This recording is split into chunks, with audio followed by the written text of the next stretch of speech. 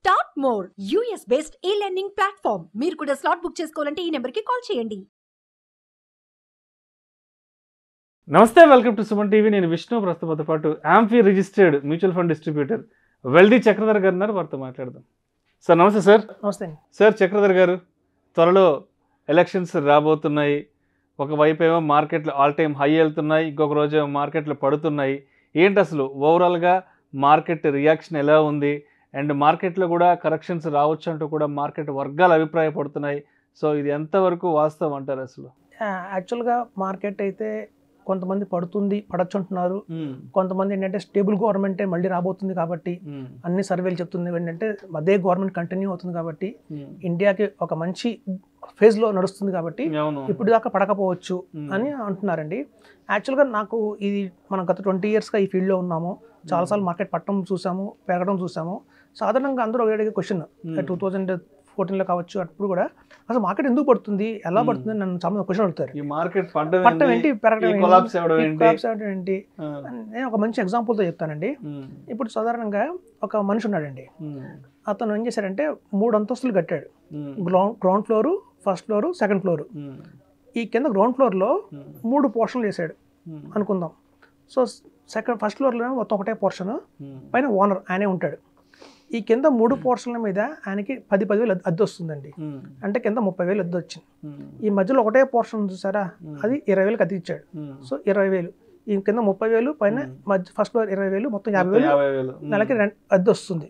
అలా హ్యాపీగా ఘటన అవుతున్నాడు. సడన్గా మధ్యలో 20,000 అద్దె ఇచ్చే అతను నేను ఖాళీ చేస్తున్నాను సార్ అని వెళ్ళిపోయాడు. ఇల్లు ఖాళీ. అప్పుడు నష్టం ఎంత ఆయనకి? 20,000 నష్టం వచ్చింది. మళ్ళీ ఇంకోళ్ళు వచ్చేంత వరకు ఆ 20,000 నష్టమే ఆయనకి. సరే మళ్ళీ ఒక 6 నెలల తర్వాత మళ్ళీ ఎవరైనా వస్తారు, ఆ 20,000కి అద్దెకిస్తాడు, మళ్ళీ ఆయన బ్యాంక్ బ్యాక్ వస్తుంది. ఇప్పుడు మీరు గమనిస్తే ఎగ్జాంపుల్లో ఈ 20,000 ఇచ్చే ఉన్నాడు కదా టెనెంట్, వాళ్ళు FIIs అంటే ఫారెన్ ఇన్వెస్టర్స్ అనమాట. ఈ కింద 3 పోర్షన్లు చూసారా, ఒక 10,000 ఇచ్చేవాళ్ళు ఏమో రీటైల్ ఇన్వెస్టర్స్ మనలాంటి వాళ్ళు. ఒక పోర్షన్లోనేమో మనకి ఏంటంటే ఇన్స్టిట్యూషనల్ ఇన్వెస్ట్మెంట్స్ అంటారు. అంటే చూడండి మ్యూచువల్ ఫండ్ వాళ్ళు, మ్యూచువల్ ఫండ్స్ వాళ్ళు కూడా స్టాక్స్లో ఇన్వెస్ట్మెంట్ చేస్తారు. ఈ కేటగిరీ ఉంటారు. ఇంకో పోర్షన్లో ఏంటంటే ఈ జనరల్గా ఏంటంటే ఈ బ్యాంక్స్ ఏవైతే ఉంటాయో వాళ్ళకి అధిక లాభాలు వచ్చినప్పుడు వాళ్ళు కూడా స్టాక్స్లో ఇన్వెస్ట్మెంట్ చేస్తుంటారు. ఇప్పుడు చూడండి యూలిప్స్ పాలసీస్ ఉంటాయి, ఇన్సూరెన్స్ కంపెనీస్ ఉంటాయి కదా, ఇన్సూరెన్స్ కంపెనీస్ కూడా యూలిప్ పాలసీలు ఉంటాయి, అవి స్టాక్ మార్కెట్లో ఇన్వెస్ట్మెంట్ చేస్తారు. సో ఈ ఇంతకాలం ఇండియాలో జరిగింది ఏంటంటేనండి, ఈ ఫారినర్స్ మధ్యలో 20,000 రూపీస్ ఉన్న వాళ్ళు చూసారా, అది ఫారినర్స్. ఒకప్పుడు వాళ్ళు వెళ్ళిపోయేవాళ్ళు, మార్కెట్ పడిపోయేది, మళ్ళీ ఎప్పుడుకో వచ్చేవాళ్ళు, మళ్ళీ మార్కెట్ పెరిగేది. కానీ ఇప్పుడు ఏమైందంటే చూస్తుంటే ఈ ఫారినర్ ఇన్వెస్టర్స్ మన ఇండియన్సే బాగా నాలెడ్జ్ పెంచుకొని, ఎస్పెషల్లీ ఈ కోవిడ్ తర్వాత అండి ఈ మనకి యాప్స్ వచ్చాయి, మంచి యాప్స్, జీరోదా కావచ్చు, ఒక గ్రో యాప్ కావచ్చు, వీళ్ళు ఆల్ ఓవర్ ఇండియా మంచి అవేర్నెస్ తీసుకొచ్చాయి. మ్యూచువల్ ఫండ్స్ అంటే ఏంటి, SIPs అంటే ఏంటి, ఇందులో ఇన్వెస్ట్మెంట్ చేయడం వల్ల లాంగ్ టర్మ్లో ఎలాంటి రిటర్న్స్ వస్తాయి. సో దాని ద్వారా ఏంటంటే ఇప్పుడు ఈ ఫారినర్స్ వెళ్ళిపోయినా కూడా పైన మనం కూడా ఆక్యుపై చేసాం. సో ఈ పై ఫ్లోర్లో కూడా మనమే కూర్చున్నాం కాబట్టి మనకి అసలు ఈ మార్కెట్ పట్టని చూడట్లా. ఇప్పుడు చూడండి సిటిజన్స్ 2 రకాలుగా ఉంటారు. ఒకళ్ళేమో బార్డర్లో ఉంటారు, సెక్యూరిటీ సోల్జర్స్ లాగా, ఇంకోళ్ళు మనలాగా సిటిజన్స్, జనరల్ సిటిజన్స్ ఉంటారు. ఇప్పుడు నేను అనుకోవటం ఏంటంటే అండి, ఇప్పుడు ఈ స్టాక్ మార్కెట్లో లాస్ట్ 3 years నుంచి చూస్తే చాలా టైమ్స్ పడాలి, చాలా కరెక్షన్స్ రావాల్సింది, కరెక్షన్స్ రావట్లా. ఎందుకంటే మనమే SIP రూపంలో 25,000 కోట్లు పంప్ చేస్తున్నాం మార్కెట్లోకి. అలా అంత రీటైల్ మార్కెట్లో, ఇండస్ట్రీలో ఎప్పుడైతే పంప్ అవుతుందో ఎవ్రీడే మనకి ఎవ్రీ మంత్, సో మనకి మార్కెట్లో పట్టడం అనేది జరగట్లేదు. కరెక్షన్ వస్తుంది అనుకుంటున్నాం, 1000 పాయింట్స్ పడుతుంది, మళ్ళీ నెక్స్ట్ డేనే 700 పాయింట్స్ పెరిగిపోతుంది. పడ్డా కూడా దాన్ని ఆపర్చునిటీగా తీసుకుంటున్నారు. ఇప్పుడు ఒకప్పుడు ఏంటంటే పడిపోతే జనాలు భయపడి ప్యానిక్ అయిపోయి విత్డ్రా చేసేవాళ్ళు. అలాంటి మైండ్ సెట్ కాస్త పడితే ఒక ఆపర్చునిటీగా భావించి మళ్ళీ టాప్అప్ చేస్తున్నారు. సో అట్లాంటి టైంలో ఇండియాలో కరెక్షన్స్ అనేవి కొంచెం రావడం తక్కువే అనిపిస్తుందండి. ఒకవేళ వచ్చినా కూడా స్వల్పంగా ఒక 3-4 డేస్కి ఉంటుంది, మళ్ళీ వెంటనే ర్యాలీ అయితే స్టార్ట్ అవుతుంది. ఇప్పుడు చూడండి స్టాక్ మార్కెట్, మీకు LIC ఐడియా ఉంది కదండి. LICకి ఒక దీపం ఉంటుంది, 2 చేతులు ఉంటాయి. ఈ స్టాక్ మార్కెట్ ఒక దీపం అయితే ఈ జీరోదా ఒక చెయ్యండి, ఈ గ్రో యాప్ ఒక చెయ్యి. వీళ్ళిద్దరు ఎలా ప్రొటెక్ట్ చేస్తున్నారంటే అవేర్నెస్ తీసుకొచ్చి, ఇండెక్స్ ఫండ్స్ గురించి అవేర్నెస్ తీసుకొచ్చి, ETFs గురించి అవేర్నెస్ తీసుకొచ్చి, ట్రేడింగ్ మీద అవేర్నెస్ తీసుకొచ్చి, చాలా సోల్జర్స్ లాగానే వీళ్ళు కాపాడుతుందని చెప్పచ్చు.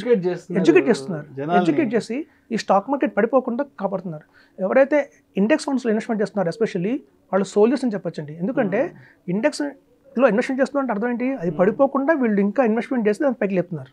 సో కాబట్టి ఏంటంటే వీళ్ళు ఇండెక్స్ ఫండ్స్లో ఇస్తున్నంత కాలం కూడా ఈ అవేర్నెస్ ఎప్పటిదాకా ఉంటుంది, 2030 దాకా ఉంటుంది. ఎందుకంటే పబ్లిక్ అంతా ట్యూన్ అయిపోయారు, లాంగ్ టర్మ్ ట్యూన్ అయిపోయారు. ఇప్పుడు నేను ఎవరికన్నా అడుగుతున్నాం మార్కెట్లో, సార్ ఇప్పుడు కొంచెం రిస్కీగా ఉంది మార్కెట్, రిడెంప్షన్ చేద్దామా అంటే వద్దు అంటే ఏం చేయకండి, రిడెంప్షన్ కావాలంటే ఇంకో 10 లక్షలు నేనే వేస్తాను అంటున్నారు. సో ఎట్లాంటి సిటిజన్ అంటే వాళ్ళ సైకాలజీ ఎలా మారిపోయింది అంటే ఇన్వెస్టర్స్ది, పడిపోదు వాళ్ళు పడ్డా కూడా మళ్ళీ మనం ఇన్వెస్ట్మెంట్ చేద్దాం అన్న థాట్లో ఉన్నారు. కాబట్టి యూజర్ ఫ్రెండ్లీ అయిపోయింది మార్కెట్ కూడా ఇన్వెస్టర్స్కి. సో ఇప్పుడు మనకి చాలా మంది చెప్తున్నారండి, ఇప్పుడు జిరోదా కామత్ కావచ్చు, లేకపోతే మనకి ఈ స్టాక్ ఎక్స్చేంజ్ వాళ్ళ రిపోర్ట్స్ కూడా ఈ ట్రేడింగ్లో లాభాలు అయితే రావట్లేదు, but still people are investing. So తక్కువ లాభాలతో కూడా జనాలు ఇన్వెస్ట్మెంట్ చేస్తున్నారు, త్యాగం చేసి కూడా ఇన్వెస్ట్ చేస్తున్నారు. కానీ ఇట్లాంటి సైకాలజీ ఉన్నప్పుడు ఏంటంటే, హ్యూమన్ సైకాలజీ ఉన్నప్పుడు ఇది ఒక స్ట్రాంగ్గా మనం తీసుకొని మార్కెట్ అయితే దగ్గర ఒక 7 years దాకా అయితే పడదండి. మంచి 2030కి అయితే ఆల్మోస్ట్ 1 lakh టచ్ అవుతుంది అంటున్నారు. కాబట్టి ఏంటంటే బుల్ రన్నే ఉంది ముందు. కాబట్టి దీన్ని మనం మంచి అవకాశంగా తీసుకొని ఒక మంచి స్మాల్ కేసెస్లోను పిఎంఎస్లో ఇన్వెస్ట్మెంట్ చేసుకొని లాభాలు పొందడం బెస్ట్ అని చెప్తున్నానండి. ఇప్పుడైతే మార్కెట్ పరిస్థితి సూచనలు అయితే కనిపించట్లేదు. Thank you sir, thank you so much Chakradhar garu. Thank you.